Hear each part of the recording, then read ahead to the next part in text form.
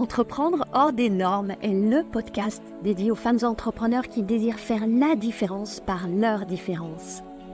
Je suis Anne-Valérie Raucourt. Depuis 2010, j'accompagne les femmes originales et ambitieuses qui veulent se créer une vie riche et libre par la voie de l'entrepreneuriat. Si tu désires casser les codes, créer ta propre recette du succès et développer un business florissant au service de ta vie et de la vie, tu es ici chez toi. Dans le podcast Entreprendre hors des normes, je te dévoile, avec authenticité, profondeur et humour, des stratégies audacieuses, des approches mindset décalées et parfois même une vision perchée pour que ton business soit ton espace d'expansion.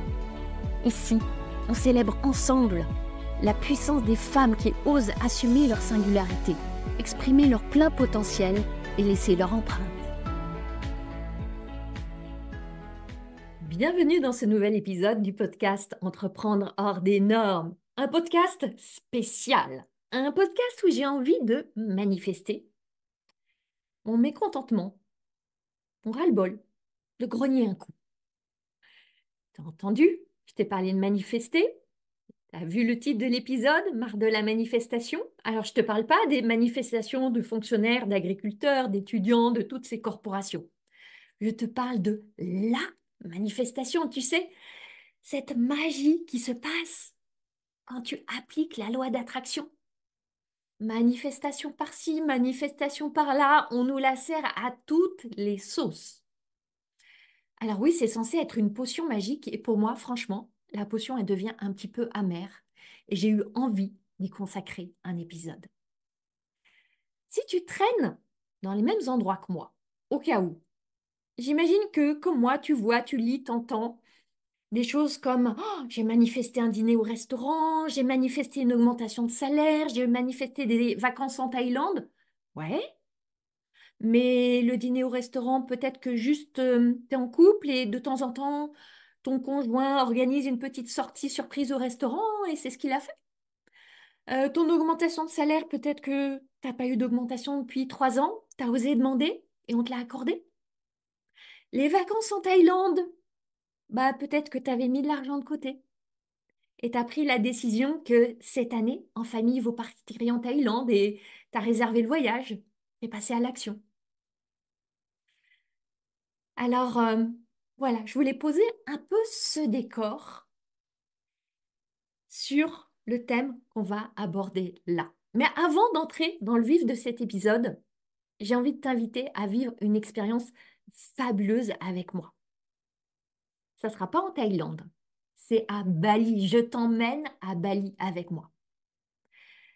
Bali, l'île des dieux, si tu me suis, tu sais que Bali, c'est mon paradis.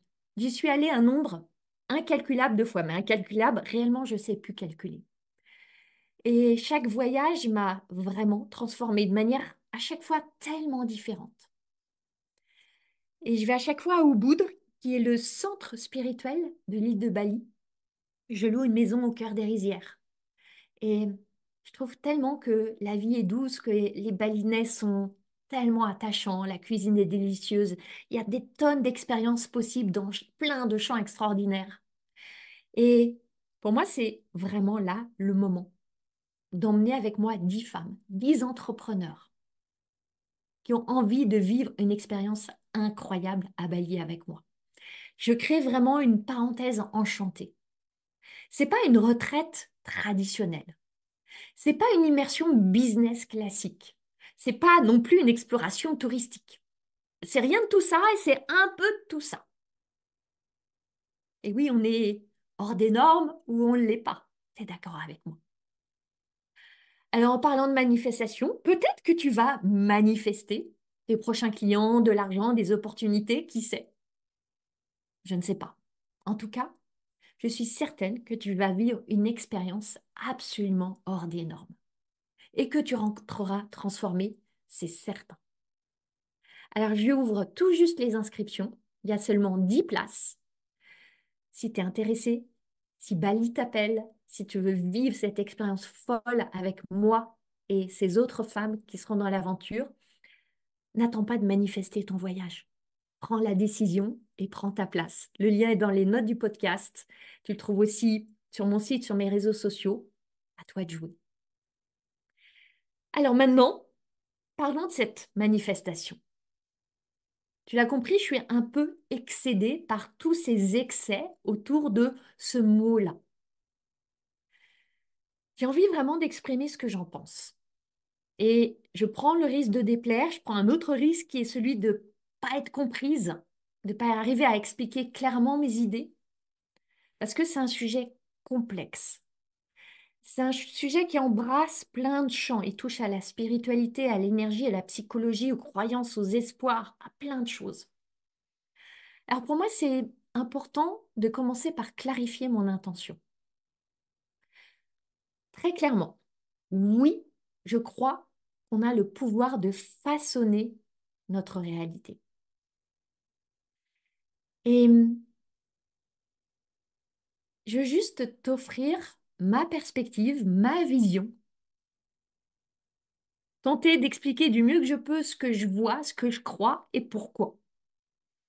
Et tu prendras ce que tu veux, tu laisseras ce que tu veux ou ce que tu veux pas, et on y va ensemble. Je vais commencer par ce nom de manifestation et le verbe manifester. Première chose, dans le sens où on l'utilise maintenant, j'ai manifesté une sortie, un resto, un voyage, c'est pas du français. Et je suis tellement amoureuse de notre langue. Et quand je vois déferler ces deux mots utilisés dans le sens où ils sont utilisés, je t'avoue que ça me crispe un peu. Parce que oui, to manifeste en anglais, ça veut dire amener dans sa réalité, créer. Mais en français, ça ne veut pas dire ça. Je suis allée vérifier la définition de manifester dans le Larousse. Ça veut dire exprimer, montrer un sentiment, une opinion, un désir. Dans le sens de manifester sa volonté, par exemple, ça veut dire rendre perspective, faire connaître un sentiment, une manière d'être, comme manifester sa sympathie à quelqu'un. Ça veut dire faire preuve d'une aptitude. On dirait manifester du courage, par exemple. Ou évidemment faire une manifestation dans le sens de démonstration publique, collective, dans la rue. Donc tu vois, on est loin de cette idée de manifester un dîner au restaurant. Pourtant, qu'est-ce qu'on veut dire quand on utilise le verbe dans ce sens-là? On veut dire attirer dans sa vie ce qu'on désire. Et on est là dans le grand champ de la loi d'attraction. Je vais déjà accorder un épisode, tu pourras aller le voir, il va être dans les notes du podcast, où voilà, j'avais déjà abordé le sujet sous un certain angle, et là, il y a tellement de choses que je vois que j'ai eu envie d'ajouter et d'approfondir. La loi d'attraction, elle se présente souvent sous forme de formules, alors, différentes, parce qu'il faut que chacune mette sa touche, mais il y a plein de sauces, plein d'agréments, d'arrangements, mais grosso modo, et en simplifiant à l'extrême, qu'est-ce que ça nous dit? Ça nous dit, tu désires quelque chose, pose une intention. Ensuite, ta mission, c'est de ressentir, de vibrer, d'aller retirer les blocages, de poser des actions alignées, puis d'attendre sans attachement. Ok, j'ai super simplifié. Mais c'est grosso modo ça le processus. Maintenant, si tu es une fidèle auditrice de ce podcast, tu l'as déjà bien compris, j'oscille pour ma part vraiment entre un côté très rationnel, terre-à-terre, matériel, stratégique, et un côté très spirituel, énergétique, perché, wou-wou, comme on dit en anglais. Et je suis autant passionnée par la compréhension très physique, chimique du cerveau, que par tout le champ de la physique quantique et tout ce monde de l'infiniment petit que je trouve tout autant fascinant. Et si je t'invite chez moi et que tu viens voir ma bibliothèque ou mes bibliothèques, j'en ai plusieurs, tu vas trouver à la fois des livres de pure stratégie, des livres de mindset, de tactique, d'anatomie très traditionnels, et à côté, des ouvrages métaphysiques, religieux, mystiques, perchés. Et en réalité, je ne me situe pas au milieu des deux champs, parce que où serait le milieu? Je dirais plutôt que je navigue d'une rive à l'autre. Et parmi les ouvrages de la seconde catégorie que je viens de te citer, j'ai plein de livres sur la loi d'attraction, sans doute des dizaines. Je peux même te dire que, au-delà de ça, je crois à la magie, au miracle, à l'irruption dans nos vies de tous ces phénomènes qui dépassent l'entendement. J'y crois, j'adore, je suis fascinée. Et je viens de lire là un livre passionnant de Didier Van Covelert qui s'appelle L'insolence des miracles. Il mène toute une enquête sur ces phénomènes extraordinaires que sont les miracles. Est-ce que ce sont des interventions divines? Est-ce qu'ils sont liés au pouvoir encore insoupçonné et pas assez étudié et connu de l'esprit humain? C'est fascinant. Et l'invitation du livre, là je pars dans une petite digression, je vais revenir à mon propos, mais tout est lié, c'est de voir comment on peut à la fois réconcilier notre esprit critique et notre faculté d'émerveillement. Et je crois finalement que c'est un peu ma tentative dans cet épisode du podcast. Parce que oui, je crois que nos pensées ont un pouvoir énorme. Je crois que l'intention, cette fameuse intention, porte une énergie créatrice. Et en parlant d'intention, j'ai envie de te poser une question. Si tu crois à la manifestation, quelle est ton intention? En quoi est-ce que ça te sert de croire à ça? Parce que si ça t'est vraiment utile, ne change rien. Et moi, je suis vraiment ouverte à tous les modèles de pensée, schémas de croyance, ça m'intrigue, ça m'interpelle, j'aime explorer. Seulement, c'est ça la question. Est-ce que ça te sert vraiment? Parce que j'observe que croire en la loi d'attraction, la manifestation, c'est une médaille à deux faces. Oui, ça peut vraiment te servir, te porter, t'élever quand ça te donne de l'espoir, quand ça met du rose dans ta vie, quand ça te donne des outils pour progresser. Et en même temps, ça devient, j'ai l'impression, une grande foire de marchands du temple qui te font miroiter des miracles avec le processus ultra simple en 5 étapes basé sur l'énergie pour créer tout ce que tu veux dans ta vie. Et peut-être que comme moi, tu as déjà lu ce genre de post sur les réseaux sociaux où tu as certaines entrepreneurs qui annoncent qu'elles ont créé, mettons, 50 000 € en une journée, juste en calibrant leur énergie. Elles ont fait la sieste sous un arbre. Et hop, 50 000 € sont arrivés, ding, ding, ding, dans le compte Stripe. Et quand ça se passe en plus dans le champ du coaching, de l'accompagnement, la magie, c'est qu'il n'y a même pas eu d'appel de vente à faire. Ça s'est fait tout seul. Parce que franchement, en plus, t'as pas envie d'avoir à faire des appels de vente. Donc la magie, elle te t'épargne en plus cette souffrance-là. Les clients sont tombés du ciel grâce à la manifestation. Je suis pas en train de te dire que l'énergie est pas importante. Elle est essentielle, mais pas toute seule. Pas juste en dormant, pas sans travail. Je veux inviter le mot travail. Parce que dans ces messages-là, ce qu'on oublie de te dire, c'est que souvent, avant, il y a eu des années à créer des fondations solides, à apprendre des compétences pour que l'énergie puisse se déployer. Ces personnes-là, oui, le plus souvent, elles ont travaillé. Mais ce mot travail, c'est souvent comme si on devait le bannir, parce qu'il ne fait pas rêver. Il évoque l'effort, le sacrifice, les compromissions. C'est pour ça que je crois que cette idée de la manifestation, oui, elle peut te soutenir, et aussi, elle peut ne pas te soutenir du tout. Parce que sous l'apparence de te donner tout pouvoir pour créer ta vie, ça te dit que tu es créatrice de ta réalité, oui, mais il y a un côté opposé. Ce côté opposé, c'est que En fait, tout ne dépend pas de toi parce que tu joues avec l'univers, comme on dit, ou avec la vie. Et si on tire le fil, ça veut dire que tu as besoin quelque part des bonnes grâces de l'univers et de la vie pour réussir à créer ce que tu veux créer.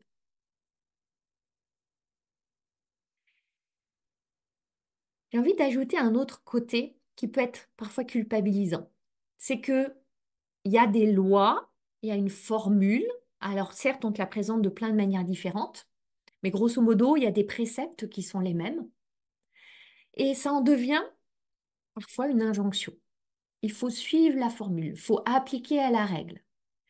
Seulement, dans la formule, il y a des éléments qui sont pas si faciles à maîtriser. Je parle des pensées et des sentiments. J'en reparlerai tout à l'heure.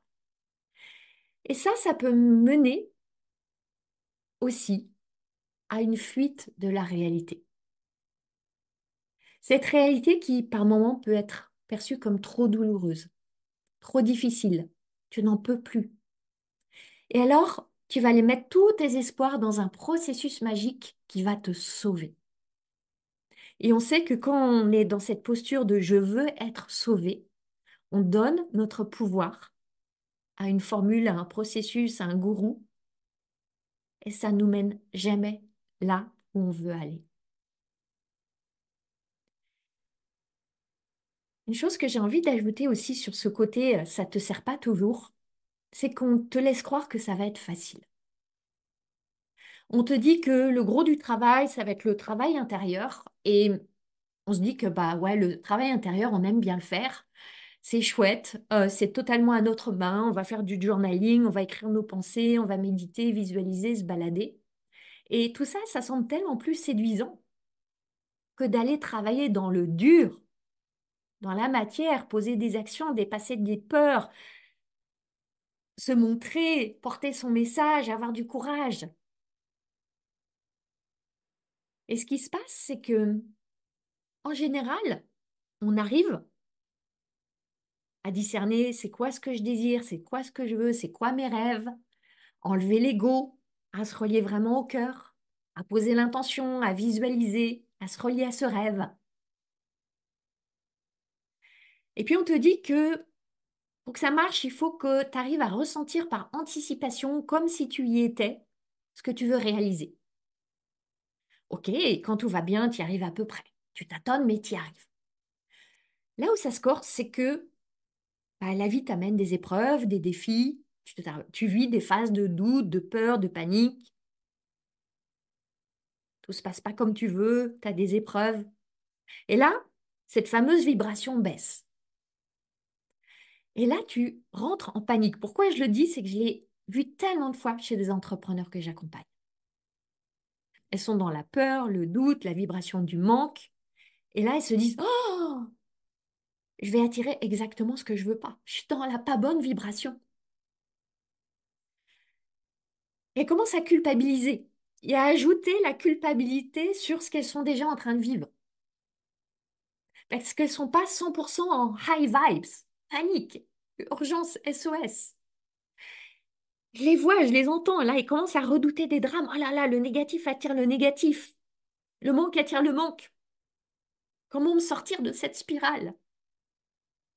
Et ça, et ça pour moi, c'est dangereux parce que ça revient à nier ce qu'est la vie. Comme j'aime dire, la vie, c'est 50-50. C'est 50% d'agréable, 50% de moins agréable, voire franchement désagréable.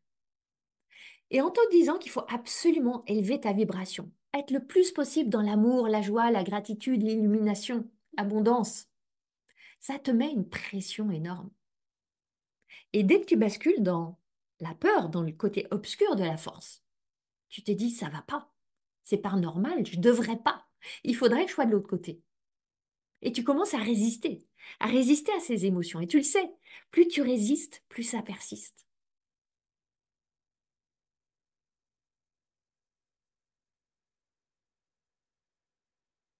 Et tu vois, le problème avec la loi d'attraction, la manifestation, c'est que c'est devenu comme un grand parc d'attractions.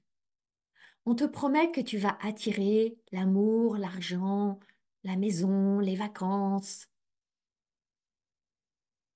tout ça en obéissant, en suivant, en appliquant les lois universelles. Ouais, mais ça exige de toi en même temps de défier certaines lois de la gravité terrestre, qui sont que tu peux pas être 100% high vibes, qu'il y aura toujours 50% d'émotions désagréables. Et ce qu'on te vend aussi, qui est assez sous-entendu, parfois plus ou moins sous-entendu d'ailleurs, c'est que ça va être rapide, facile, plaisant. Ça, c'est super intéressant. Ça va être rapide, oui, tu vas même faire des sauts quantiques, des fameux quantum leaps. Ça va être facile, oui, tu vas bien avoir à poser quelques actions, mais en mode léger, par touche, sans effort. Puis ça va être vachement plaisant, parce que tu rentres dans un grand jeu, où si tu suis bien les règles, tu vas gagner inévitablement. Regarde, c'est super intéressant, parce que ce côté rapide, facile, plaisant, c'est exactement les éléments qui motivent le cerveau pour bouger et pour acheter. Dans le processus que je transmets à mes clientes dans 100K Révolution pour créer leur offre folle, où on décortique tous les mécanismes d'une offre qui rencontre tes clients, il y a exactement ces trois ingrédients. Rapidité, facilité, plaisir. C'est ce qui mobilise ton cerveau. Donc, je trouve ça très intéressant que c'est ce qui soit mis en avant par les personnes qui te proposent des formules de manifestation. Soit dit en passant. Et ceci sur un fond où c'est important que je le redise et je vais le préciser. Je crois vraiment qu'on a tellement plus de pouvoir qu'on ne le croit. Je crois vraiment qu'on sous-utilise, qu'on sous-emploie amplement notre potentiel créateur. Là où je suis en résistance, c'est que la manière dont on nous présente la soupe de la manifestation, je crois qu'elle pêche par excès de simplisme. Ça revient à dire nos pensées créent notre réalité. Oui, les philosophes l'ont dit, plein de psychologues dans le champ de la psychologie comportementale, la PNL, etc. l'ont dit. Et dès que tu t'intéresses au développement personnel, donc tu t'immerges dans ce champ-là, tu le vois partout, il y a des citations partout, va sur Instagram, tout nous ramène à ça. OK. Et en même temps, c'est pas si simple.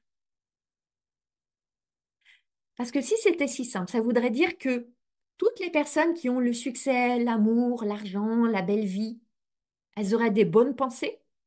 Et les autres qui n'ont pas ça, elles auraient des mauvaises pensées, des pensées pourries. C'est pas si simple que ça. Parce que c'est pas si facile de maîtriser tes pensées. Et quand, comme moi, tu es sur ce chemin d'exploration et d'appropriation, d'apprivoisement de tes pensées, tu réalises qu'il y a des pièges. Je vais t'en citer, t'en partager. Le premier piège, c'est que quand tu essaies d'imposer des nouvelles pensées, entre guillemets, positives à ton cerveau, dans le but de générer certaines émotions, ça peut être contre-productif. Ça peut créer exactement l'effet inverse de ce que tu veux. Parce que quand tu essaies de réciter certains mantras positifs, mais que c'est à milieu de ton expérience, ton cerveau il va créer une résistance. Par exemple, imaginons que tu as des maux de dos terribles. Et en même temps, tu as de l'anxiété parce que ton compte courant est à découvert. Si tu es en train de te raconter, je suis heureuse, je suis en super bonne santé, je suis ultra riche, ça va créer une dissonance. Cette dissonance, elle va générer de l'angoisse qui va accroître ton anxiété. Ça marche pas comme ça.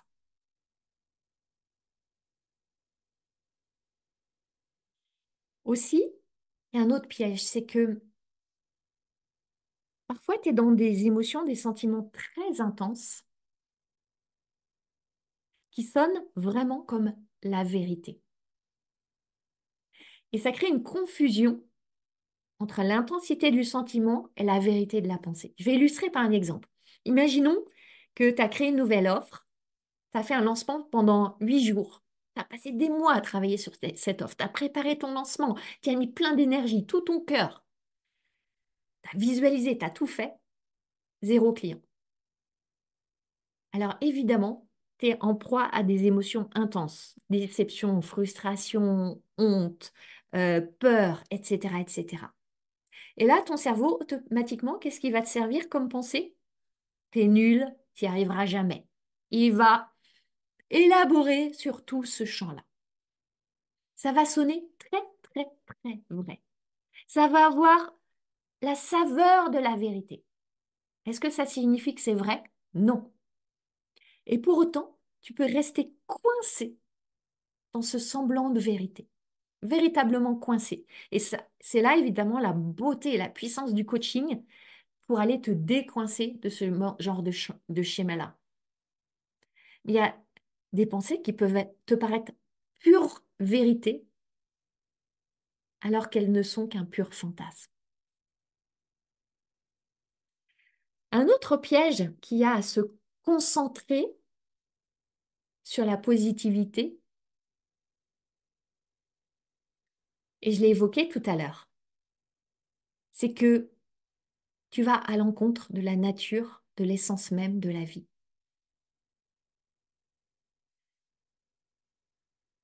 C'est comme si tu veux préparer un gâteau. Tu veux un délicieux gâteau doux et sucré.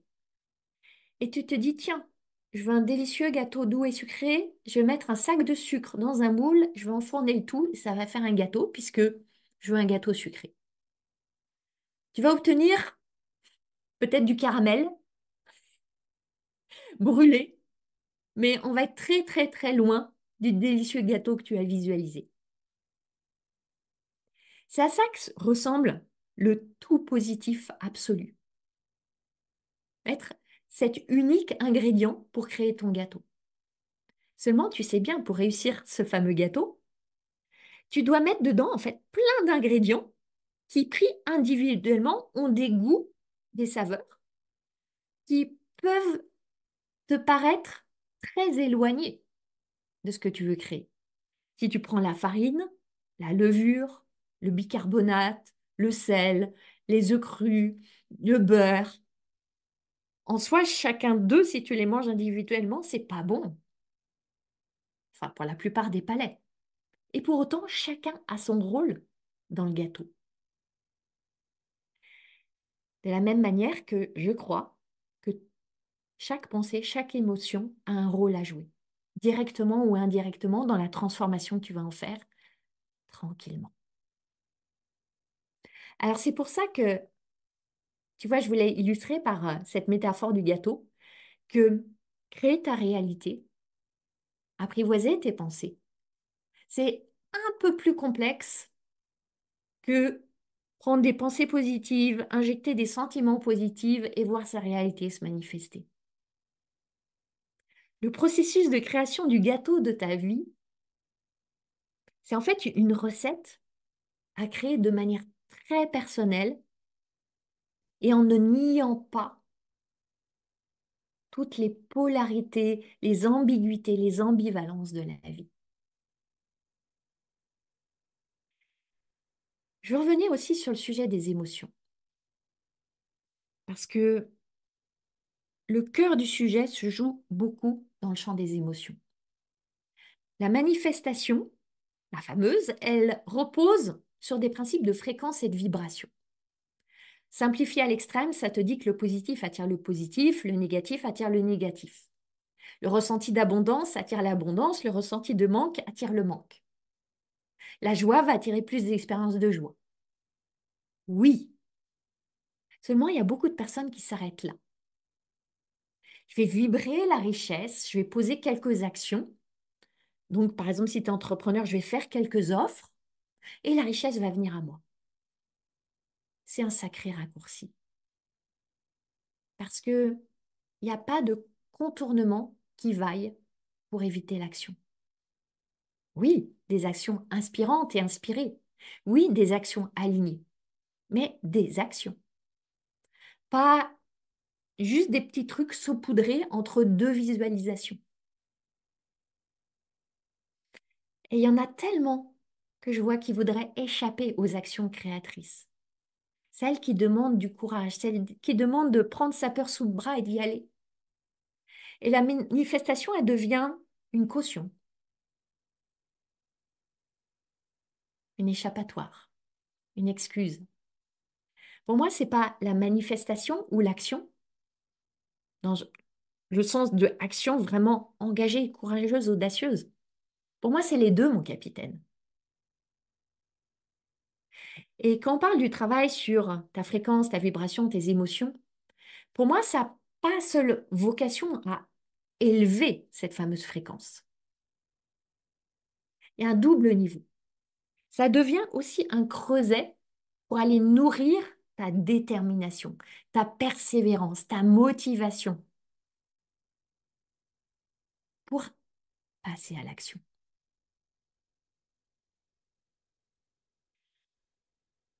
Alors, à travers tout ça, j'espère que tu comprends que oui, je crois qu'on a le pouvoir de façonner, voire de créer notre réalité.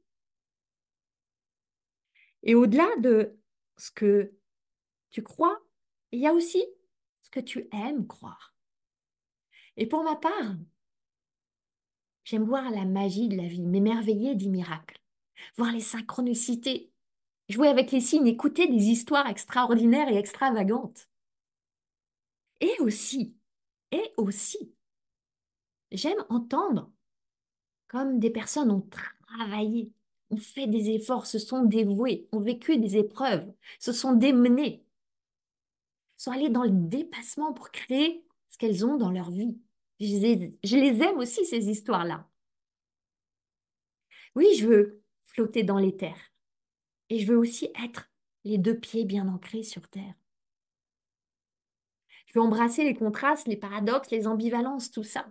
Je veux croire au fantastique, voir dans l'invisible et aussi être une humaine bien humaine dans l'enveloppe de ce corps qui expérimente cette vie sur Terre. Et tu le sais, je veux être, et toi aussi je crois si tu m'écoutes, hors des normes. Oser chaque jour sortir un peu plus de cette normalité pour surtout pas s'endormir dans le lit de l'ennui. Alors, c'est pour ça justement que j'en ai marre de la manifestation qu'on nous sert comme cette potion qui nous permettrait d'échapper à notre humanité. Parce que si tu commences à vouloir échapper à ta condition, tu fuis ta vie. Et il n'y a rien à rejeter. Le négatif, le moche, les émotions lourdes, les résistances, tout ça, c'est la vie. Et est-ce qu'elle n'est pas belle, la vie, comme ça? Alors, si tu as détesté cet épisode, je t'invite à garder tes pensées pour toi. Et si tu l'as adoré, tu peux aller lui offrir une note, un commentaire sur ta plateforme d'écoute préférée. Ça pourrait bien manifester un meilleur référencement et plus de visibilité pour lui. Manifester plus d'auditrices, sait-on jamais. On joue à ce petit jeu de la manifestation ensemble? À la semaine prochaine. Ma mission, c'est d'aider les femmes comme toi à se lâcher la bride pour lâcher les fauves. Si tu aimes ce podcast, tu vas adorer la formation que je t'offre. C'est le condensé de mon approche anticonformiste du business pour t'aider à accueillir tes prochains clients joyeusement. Reçois cette formation gratuitement en cliquant sur le lien dans les notes du podcast. Je jubile déjà en pensant à tout ce que tu vas réaliser.